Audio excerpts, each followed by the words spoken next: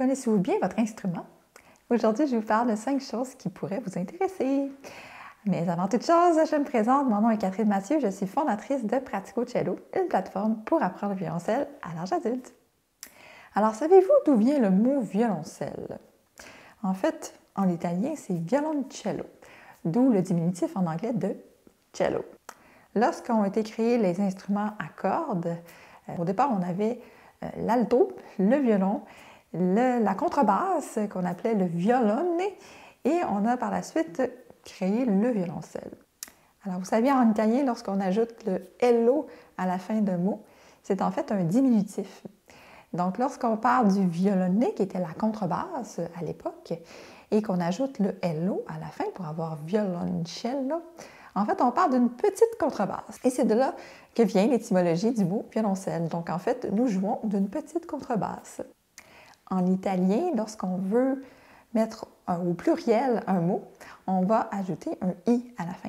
Alors, si vous voulez parler de plusieurs violoncelles, vous devez donc dire « violoncelli ». Et c'est la même chose pour tous les mots en italien qui finissent en « o ». Et c'est pour cette raison que j'ai affectueusement nommé les membres de Pratico Cello des Praticocelli.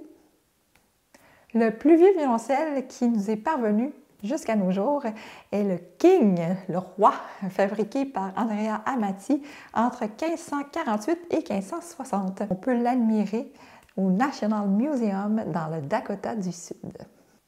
Lorsqu'on parle d'instruments à cordes, il n'y a pas de limite au niveau de la valeur des instruments, surtout les instruments anciens.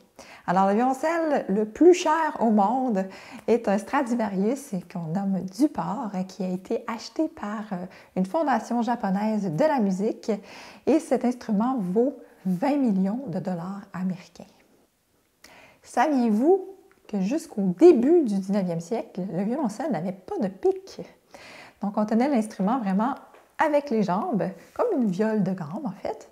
Et c'est vraiment une invention qui a été popularisée par un grand virtuose donc, du 19e siècle, qui est Adrien François Servet.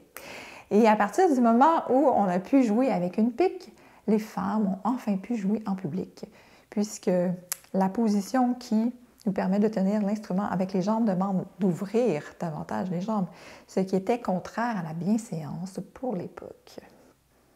Alors voilà pour mes 5 faits inusités au sujet du violoncelle. Avez-vous des faits, vous, à nous partager? Je serais vraiment curieuse de vous lire. Donc, si vous voulez laisser un commentaire sous la vidéo, ça va me faire plaisir de partager avec vous. Alors, je vous dis à bientôt!